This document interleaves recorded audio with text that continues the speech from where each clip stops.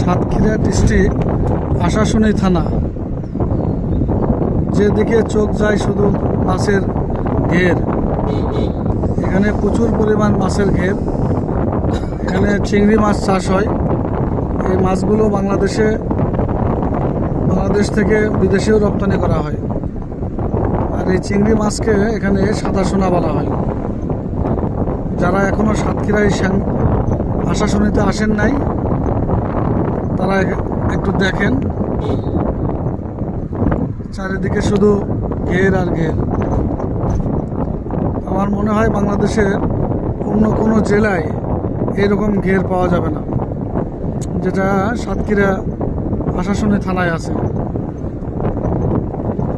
ধান চাষ বা অন্য কোনো সবজির জন্য কোনো জমি নাই, শুধু মাছের চাষ।